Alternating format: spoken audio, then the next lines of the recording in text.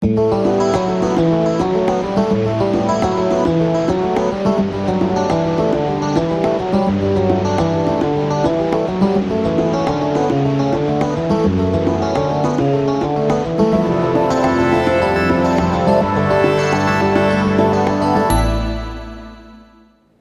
Lluís és la persona que va donar a conèixer a la ciutat de Terrassa un experiment o una experiència, sobretot en el tardofranquisme, al final del franquisme, que va donar com una mena d'oxigenació creativa a aquesta ciutat. O sigui, ningú havia fet una cosa com la que havia fet en aquell moment el Lluís. Enganxar bosses i crear una mena de, jo no diria succedani, sinó que diria una mena d'art conceptual molt nostre, molt arrelat a un lloc concret, que era Terrassa, i al mateix temps, evidentment, o sigui, en el context català. Amb els joves pintors era dels personatges que, dintre dels pintors, diguéssim, estaven més per la innovació, estava més per les corrents innovadores, per l'art contemporani, cosa que aquí encara no hi estàvem acostumats els consumidors d'art i ho trobàvem estrany i ho trobàvem, hi havia com un cert rebuig. Hola, mira, la meva obra, com pots veure, és a ratos reaccionària, a ratos violentament revolucionària. Era una persona que tenia unes capacitats molt especials. Jo conec poca gent que tingui les seves característiques i certes capacitats que tenia. O sigui, per mi, si hagués de dir qui era en Lluís, jo diria que, saps allò que era un hombre a una nariz pegada? Doncs era un hombre a un artista pegado.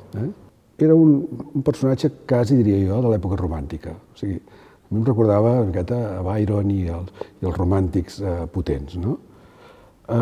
Perquè vivia, entenc jo, vivia per l'artisticitat, per la creació. Era un tio que el seu món estava dintre d'aquests paràmetres i dintre això es movia.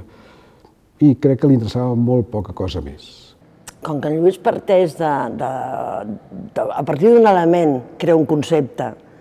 Hi ha artistes que potser els conceptuals tenen primer el concepte que llavors busquen com ho fan, allò, no? I en canvi, doncs ell era... I clar, llavors a mi sí que em comentava coses i em deia, això què et sembla, això no sé què, i si faig no sé quantos... I jo opinava, simplement opinava, però opinava des de... Jo estudiava, una mica més després, quan ella feia coses, jo estudiava art, però us asseguro que jo no en sabia, o sigui... Jo em llegia jo què sé. En canvi, ell sí que sabia art. Ell no anava a la universitat, jo anava a la universitat a aprendre'n, ell no anava a la universitat, però en canvi ell en sabia molt, perquè llegia moltíssim, perquè li interessava molt. Jo si aparento alguna cosa és perquè soc rata de biblioteca. És una formació autodidacta. Totalment meva, ja has vist el munt de llibres i vivia per allà terra. Jo em gasto fortunes en llibres. Quan va sortir de l'escola es va dedicar a anar a totes les biblioteques que va trobar i es va aprendre tot allò que li va interessar que va trobar a les biblioteques. Em sorprenia molt del Lluís aquest aspecte, en certa manera intel·lectual, un gran intel·lectual, sobretot de l'art contemporani. Perquè generalment, si us hi fixeu en l'actualitat, quan es parla de contemporani, la gent, com no entén masses coses, el margina, diu que no l'entén i prou. En canvi, amb el Lluís podíem arribar a parlar, a comunicar i entendre'ns en molts àmbits artístics, des de la pintura, des de l'escultura, des de l'arquitectura, en definitiva, des de les arts plàstiques. Sé que va estar indagant en molts terrenys de l'art clàssic i tenia coneixements que a mi em van sorprendre. El primer record que he exposat, que no ens vam entendre quan ell passava olímpicament des del noucentisme a l'art conceptual, va ser perquè vaig trobar que se saltava una quantitat de passos que per mi eren molt importants en aquell moment. Potser l'eclecticisme seria una de les característiques del Lluís, no? El Lluís, o sigui, és la persona que absorbeix, és l'esponja que agafa de quantitat d'artistes que ell admira i que s'adona que aquests artistes amb ell li proporcionaran una gran riquesa plàstica. O sigui, al marge de donar a conèixer noms com Risto, Dazaev, donar a conèixer personatges com Tatlin, donar a conèixer personatges com Burdel, o fins i tot el Torres Garcia, un pintor que va estar pràcticament molt poc temps a Terrassa, però que gràcies a ell sabem que existien les pintures de Bonrepòs. Un dels seus grans icones que era en Cristo, l'obra d'en Cristo. En Cristo, que era un artista txec que es dedicava a embolcallar grans edificis. I això va ser una mica una referència, no diré font d'inspiració, però sí una referència bastant constant de l'obra de Lluís Jover durant aquells anys en què fèiem art conceptual al carrer.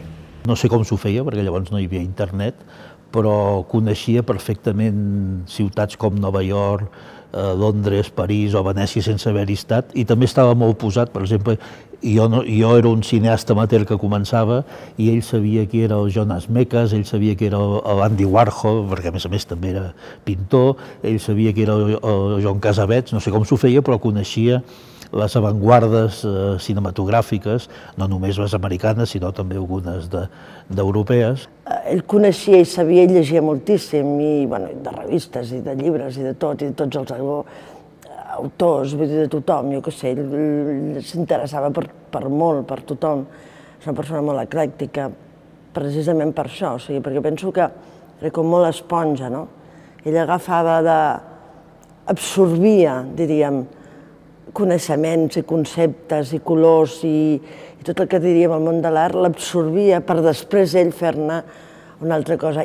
Ara, respecte a si és un artista underground, si és urbà, si és tal, amb ell jo crec que això li preocupava molt poc. Ell el que li preocupava era crear, fabricar, fer.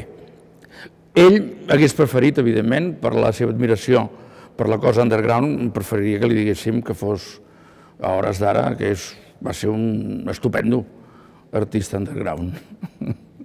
Sí que m'agradaria destacar d'en Lluís Jover una mica la seva personalitat, el que era una persona enrotllada, en el més ampli sentit de la paraula.